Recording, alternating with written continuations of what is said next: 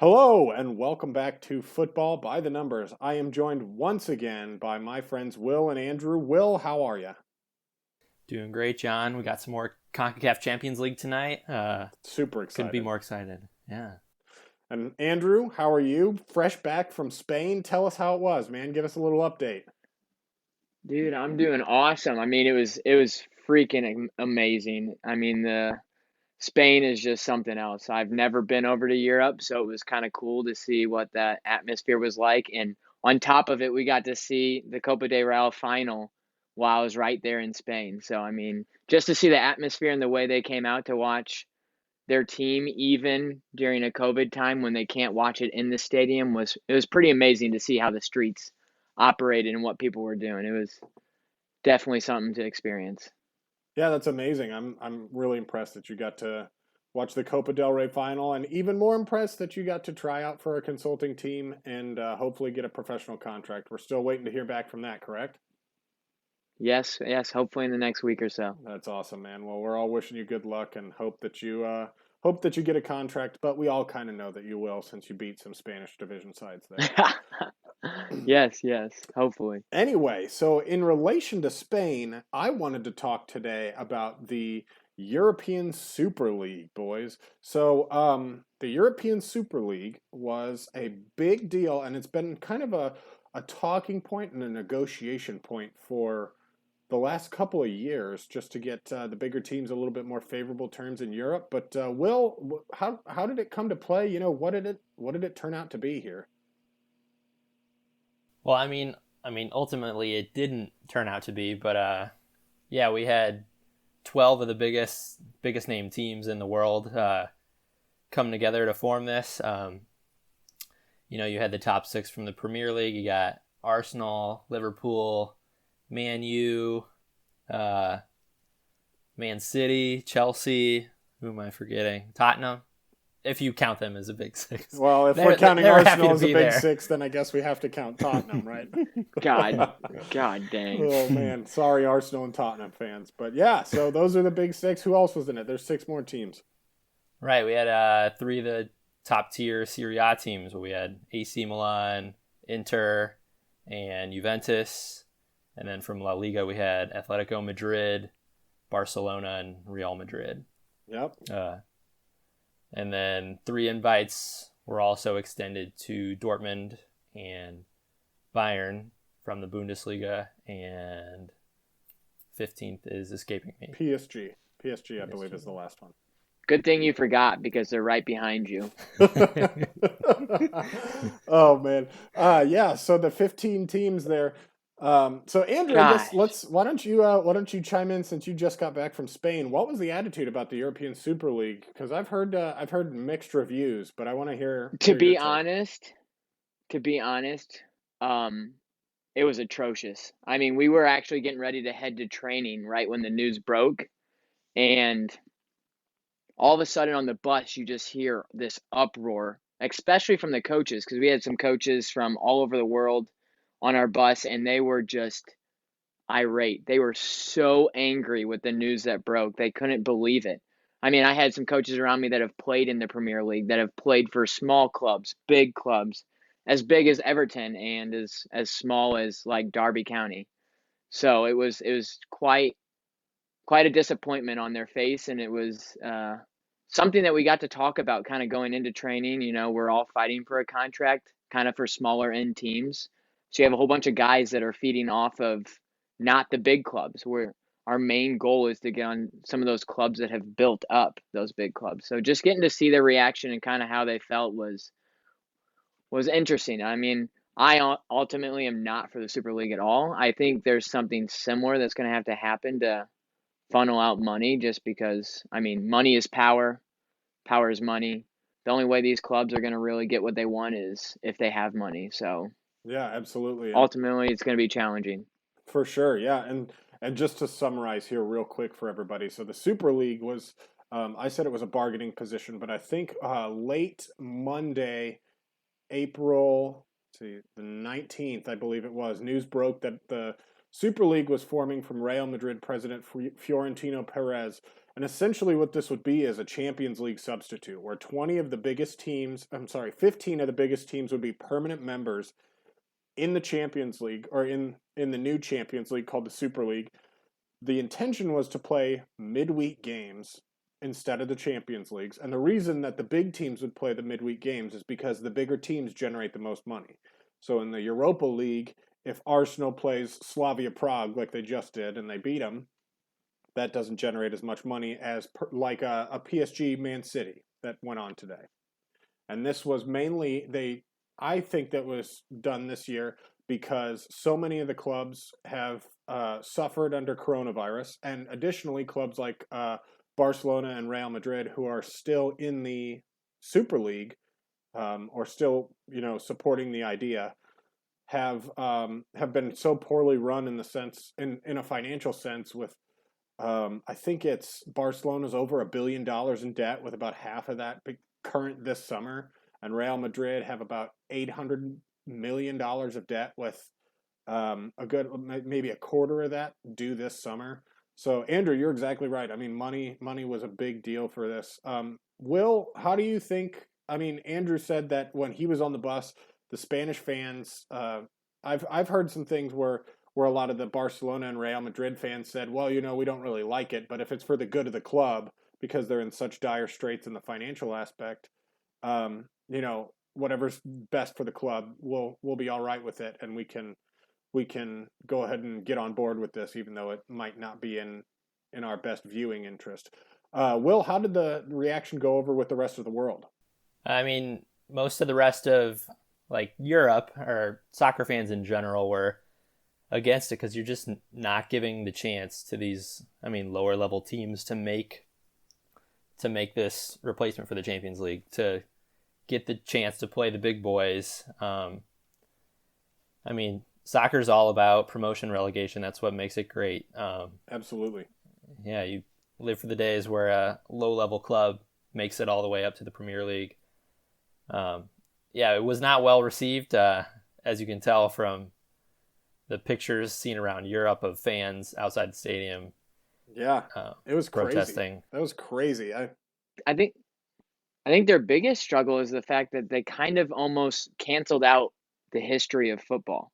100%. 100%. The history of football over in Europe is relegation, and by success and by losing.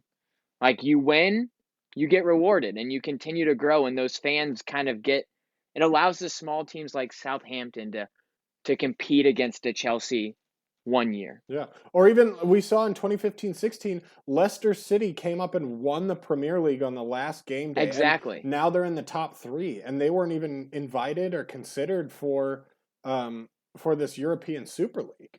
It's insane. Exactly. It's insane to think that they wouldn't even be invited, or maybe based on merit they'd be invited. But then at the same time, you're leaving out smaller league teams like Ajax or Porto or even the Slavia Prague, who seem to be a breeding ground of talent, and then for future young players coming through their ranks here.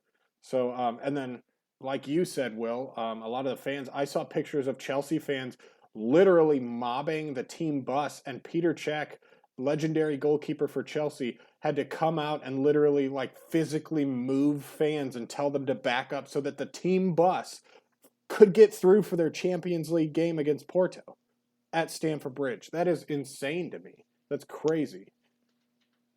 Well, they're passionate about their football over there. You take a league that didn't consider the number one thing in sports, and that's your fans. You don't have people watching, you don't have the sport. And the fact that the Super League didn't even consider their feelings, how people would take it, they might have looked at it like, oh, money, people are going to follow us because they support us. It's the 20th century. People are willing to say things and do things to get their way. And yeah, honestly, the Super League kind of witnessed that when they went downhill real fast. It's not over. Obviously, there's so much more battle to go with this league, but it's not looking good for them right now. Yeah, that's an incredibly important point that I really wanted to bring up a little later in the episode. But this, I saw a lot of people celebrating like they won the whole thing and the Super League's over. the Super League, if you're a soccer fan out there and you really enjoy European football and the national football leagues like the Premier League or the Bundesliga, this battle is far from over. This battle was won, but the European Super League is very much so still on. And a lot of clubs have asked to leave the Super League, but Fiorentino Perez, the president of the Super League, has already come out and said, you're not allowed to leave. You can't leave. Like, we're not going to let you go. And this Super League is still very much in effect. So I want to play devil's advocate, and before I do this, I want to come out and say the Super League is a horrible idea. The national leagues like the Premier League and the Bundesliga and the Spanish La Liga have all come out and said if you participate in this, you'll be kicked out of the domestic leagues, kicked out of the domestic cups. The ECA that runs the Champions League, in addition to UEFA and FIFA, have come out and said if you play for the European League, you will not be allowed to play for your national team. You will not be allowed to play in the Champions League, and you will not be allowed to play in the Super League. So, my two questions that I want to pose to you, Will, I'll come to you first, is they say this is all about money. You know, the teams, the 15 founding members of the Super League would get $350 million each. Specifically, they said for infrastructure, but I guess if Erling Haaland is considered infrastructure and Liverpool is going to name a wing after Erling Haaland if they buy him, then I guess that would be, infrastructure. But what about the trickle-down effect? What if, Man United come in for a Wilfred Ndidi from Leicester and they pay a premium? Wouldn't there be some sort of trickle-down effect for the money? Is my first question. And the second question is, I'll pose that first question to you guys first. What do you think, Will? And then I'll go to you, Andrew. Wouldn't there be a trickle down effect? Like, isn't this really not about money because the money would flow from the teams in the forms of transfer fees and stuff? Andrew, you can go first. You want me to go first? Yeah, go for it. Oh. I mean, I get what you're saying, like the trickle down effect. Like if you have a big team that gets Haaland. Let's say Haaland goes to Real Madrid, right? That transfer fee is going to go back to that smaller club. So they're going to have money. Is that what you're kind of saying? Yeah. Like Dortmund will get the money. Correct. Yeah. Even though they're not in the Super League. Correct. Yeah. So the money would flow down through transfer fees because that money would flow into the club, and the club would have so much money that they'd be able to pay for more players and the best players, and even pay a premium for these players. So instead of paying, $150 million for Haaland, you'd pay $250 million to a Dortmund to retain the services of Haaland. I think the issue with that is that once you create this Super League and that money, yes, it trickles down. However, Dortmund doesn't have leverage to sign another big name. Like, what is attractive to go to Dortmund when you don't have the Champions League to potentially play against Real Madrid or Chelsea or Juventus? I mean, yes, you got money to kind of flow into your system, but it's never going to bring players like Haaland or Pulisic or Werner or Davies. Like, those players aren't going to go to any of those smaller clubs simply because there's not a greater reward that they can win besides the Super League. Because what's in the Super League? The greatest teams in the world. Yeah, that's a great point. No, go ahead. Yeah, no, I was going to say that's a great point, and I agree with you wholeheartedly. Is that I don't think the trickle down effect will give enough revenue to make up for what these like, for example, the Big Six in the Premier League, what they bring in the forms of television revenue that's evenly distributed or somewhat evenly distributed among all the clubs in the Premier League. I think the loss of that revenue and just single targetedly buying one single player from a team that is not in the European Super League will not make up the revenue loss from just TV one transfer. viewing, just from period. TV viewing, watching the games. Right, like how many Erling Haalands, I mean, are these teams going to develop? They come around once in a generation. Right, exactly right. So, yeah. So, Will, if I could, just to kind of piggyback off of Andrew's answer, he said that that the Haalands of the world, or the Mbappes, or the Jude Bellinghams, these players who are at these Felix. yeah, Joao Felix, who are at these teams. Well, maybe not Joao Felix because he would be in the Super League. These players would want to come and get these huge inflated contracts at these Super League clubs. Will, do you agree? Do you think the risk of missing out on all European football or all international football, including domestic competitions, Champions League, the World Cup, Euro Cup, Gold Cup, all that stuff? Do you really think that that's that's enough of an incentive for them, just an upgraded contract? I mean, I think it's tough. I mean, it really depends, like, how big that wage gap is. I mean, just from the reactions from a lot of the players, it seems like no, that they would rather not miss playing for their country and all the other competitions.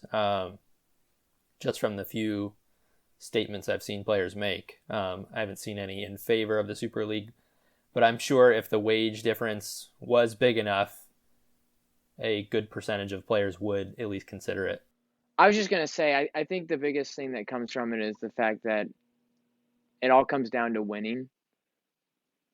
You're going to have the players that are just there for the love of the game, and then you're going to have the players that are doing that to make their money and win the most championships. Yeah. Well, at the same time, who would go to an Arsenal? I mean, if Arsenal fans don't like being Drawsonal at the first half of the season and drawing like 17 games straight or whatever it was, you don't think they're gonna enjoy getting their butts beat by Real Madrid and Man United 3 or 4 times a year and being at the bottom of that table? Do you? Now let's move into the fallout. So obviously the fans were extremely angry at the owners of these big clubs. So that means John Henry over at Fenway Sports Group. He owns the Boston Red Sox, and he bought into and is the owner of Liverpool. Stan Kroenke, the most hated man among all three of us, and among many sports fans of the old St. Louis Rams and all of his franchises. He's looking to be bought out by several Arsenal legends, including Thierry Henry, Bergkamp, Dennis Bergkamp, Patrick Vieira, and the Spotify owner. It looks like Man United might be sold by the Glazers for over $4 billion, and Ed Woodward, the chairman, stepped down from Manchester United. Andre Agnelli at Juventus stepped away from his role as chairman of the ECA, and my favorite chairman, Karl-Heinz Rummenigge at FC Bayern, took over, which is great news. What do you guys think? I mean, do you think these clubs are going to be bought out? Do you think that it's smart for the owners to sell? Other than Kroenke, obviously we know it's smart for him to sell. We hope that he loses all of his franchises. But Will, what do you think? You know, is this a good thing that these owners are going to sell? Do you think that this is a step in the right direction for getting rid of the European Super League? What do you think? I think it is a step in the right direction. I do feel like Kroenke and the Glazers are going to hold out as long as they can and try not to sell.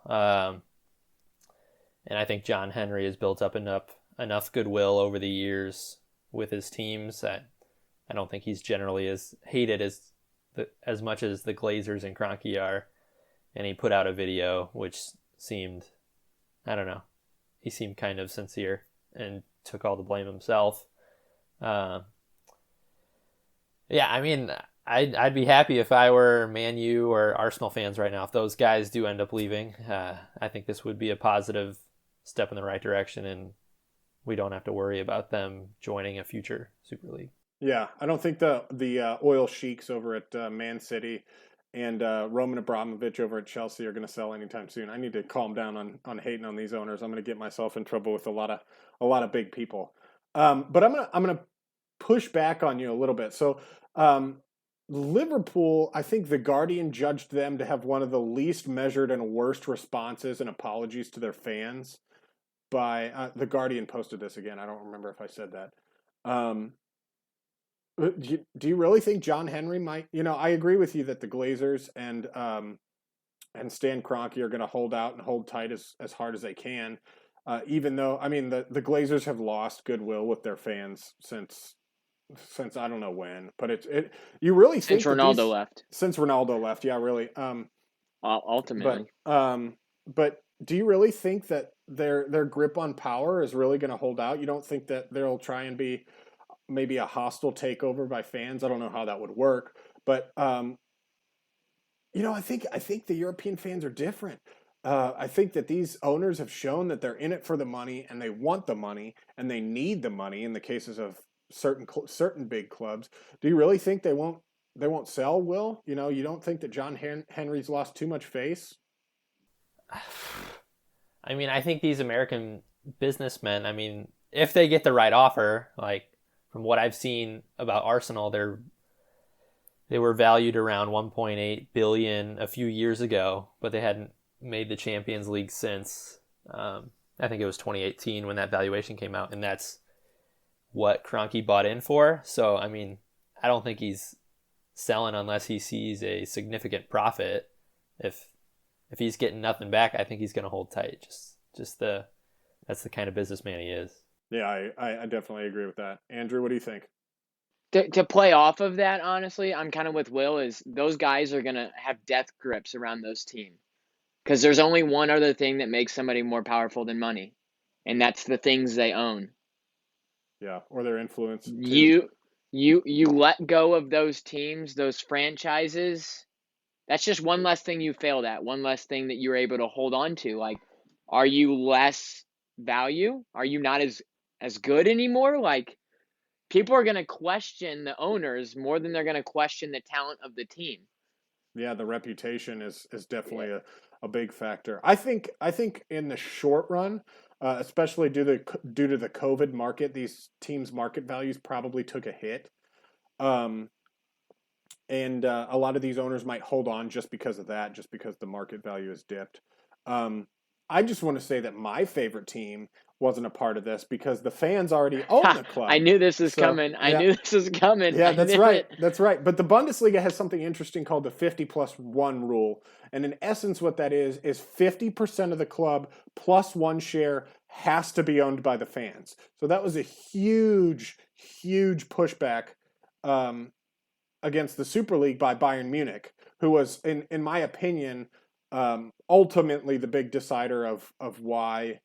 If they Um, had Bayern and PSG, then the league happens. yeah, I agree. I completely agree. I If they think if have they both have those teams, Yeah, it and then happens. because if Dortmund says no, then I think RB Leipzig says yes, because they're essentially bought and owned by a sports drink company, and the reason that they're so hated across Germany is because essentially Pepsi and the owners of Pepsi are posing as the fans, or Red Bull or whoever it is that I think Pepsi's owned by, or Red Bull's owned by Pepsi, and essentially the owners are the 50+1 that are owned by fans, to my understanding. I could be wrong. If I am, comment down below and don't forget to subscribe.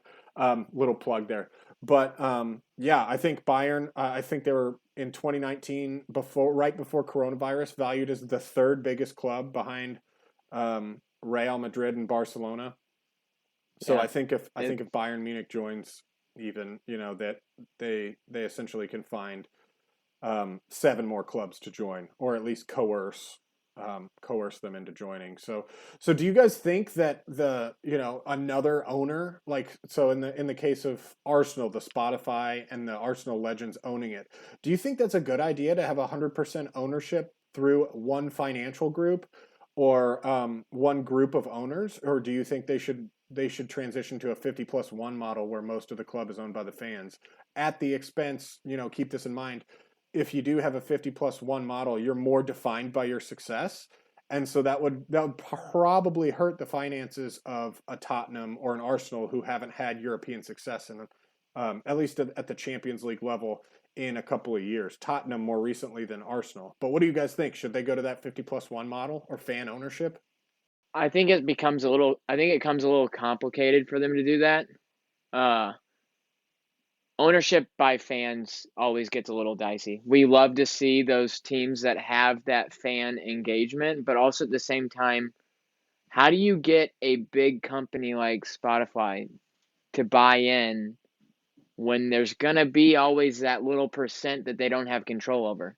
Right. Or we essentially go, when you go from Spotify, you risk going from one billionaire to the next. You know, like how do we know that Exactly. this billionaire is not going to be just like the last billionaire who owned it?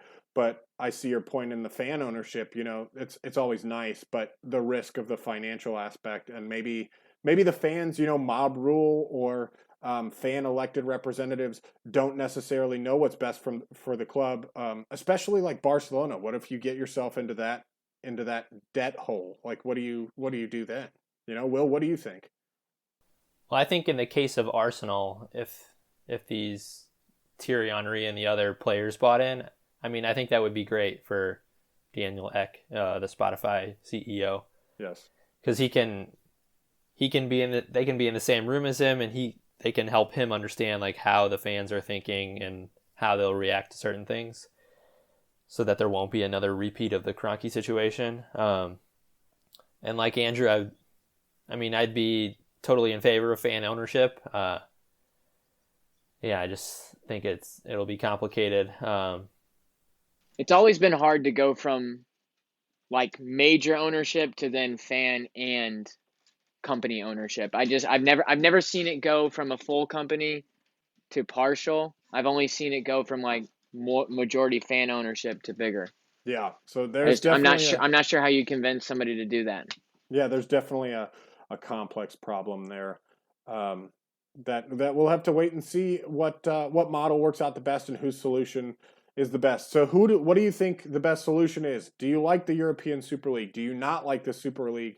What do you think they should do about it? Leave some comments down below and let us know. And also remember to like this video, share this video across all your social media platforms, subscribe, and then ring that bell so you get all of our notifications for whenever we go live, which may happen soon in the near future, and whenever we post a new video. So the final thing I want to end up with here is that we all have established that we're against the Super League. We all have again established that these billionaire owners, maybe not necessarily, but the ones who supported the Super League need to go. My next question is, UEFA has come back with some edits to the Champions League. I don't know if you guys have heard about this, but they've come back, and in 2024, the new edits to the Champions League will be, they're expanding the teams from 32 to 36. They're allowing some of those historically successful, rich company-owned clubs that have historic success, money, to continuously be in the Champions League again. They're going to go from playing 6 games to 10 games. There's no more group stages. They'll play more in a league format. They'll still play home and away, greatly expanding the number of games played. What do you think? Is this a good adjustment? Is this a good compromise for the European Super League? Is it bad? What do you guys think? Andrew, let's go to you first. I think it's a plug to a hole that's getting bigger. Honestly, I'm not against it, but also at the same time, I don't like the knee-jerk reaction. The Super League came out of nowhere. Now the Champions League is like, oh my gosh, we got to change something. Let's do it right now and throw something out there. How does us as fans know how long they've thought about this or tried to adapt this? It's unfortunate that the game is changing right now in such a like influxual way that fans can't really relate to. That's just all based off money. It's not based off of the actual growth of the game and the fact that football is the most loved sport in the world.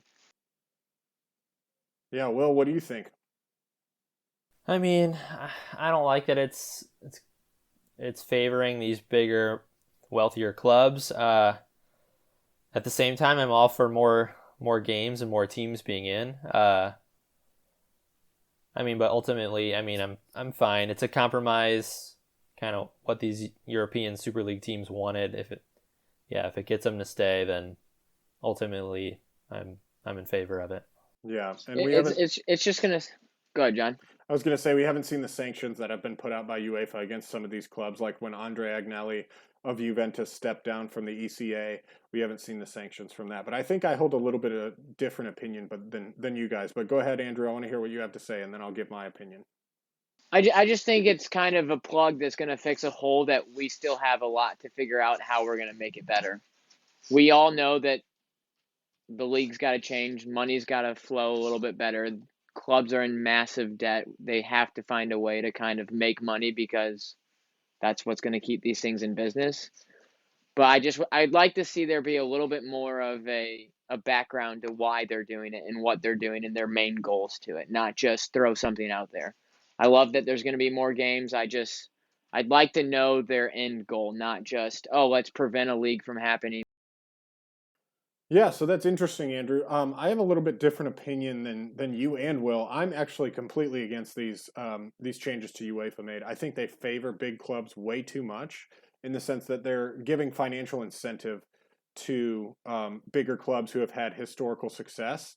And then in addition, if you think about it, if there's another black swan market event like coronavirus or pandemic that happens, that causes fixtures to be delayed and World Cups to be delayed. If you think about it from now until, let's see, 2021 World Cup, 2022, I'm sorry, Euros 2021, 2022, the players right now won't get an actual break from soccer until 2023, the summer of 2023, because we got to finish this season out where it's 2021.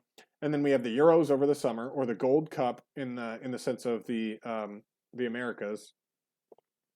And then after that, they go straight into a new season, and then they have the World Cup right after that in 2022, and then it's 2023 summer. And these changes take effect in 2024. So if we have the Olympics or anything like that, and with such a congested fixture list with domestic cups, especially in the Premier League, you have the Carabao Cup, you have the FA Cup, you have the Champions League, you have the Europa League, you have regular Premier League games with 20 teams. I mean, and they don't even have that much of a winter break. So you were talking about a fully loaded fixture match.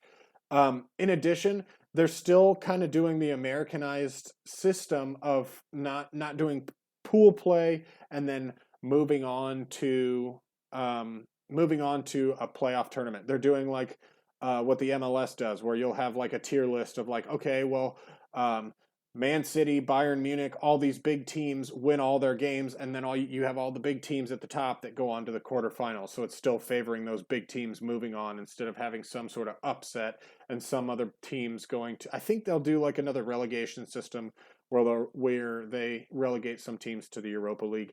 I don't know. I'm still pretty against it. I would be in favor of it if they expanded like the pool play and they expanded it to additional countries or additional smaller league teams to help out those leagues and really help develop their talent and their youth systems and their stadiums and stuff like that, because I wouldn't want to play at Red Star Belgrade over there because that is an extremely hostile state. I mean, they had like the last time I saw the video of the players walking into the tunnel, they had guards with full-on like assault rifles sitting there in the players' tunnel. I mean, that's crazy, but I don't know. I mean, that's my opinion. That's our opinion. What do you guys think? Is the Super League a good idea? Are these UEFA Champions League changes a good idea? Is it a good compromise for the European Soccer League? Or the European Super League rather.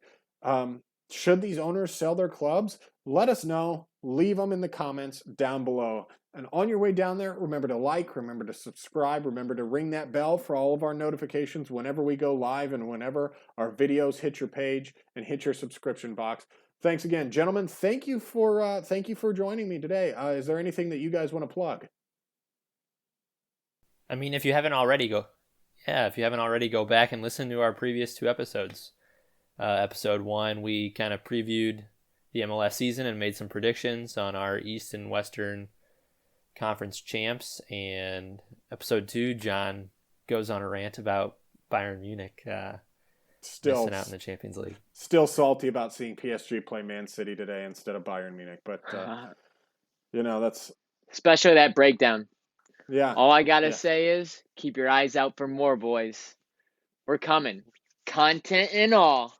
Content, social media, all that stuff. Keep your eyes peeled. Gentlemen, thank you again. Will, I'm a little jealous of your MLS predictions. If you want to see that MLS prediction, go see our first video on our page. But gentlemen, thank you again. Thank you guys for watching. And remember, come and check us out. We are Football by the Numbers.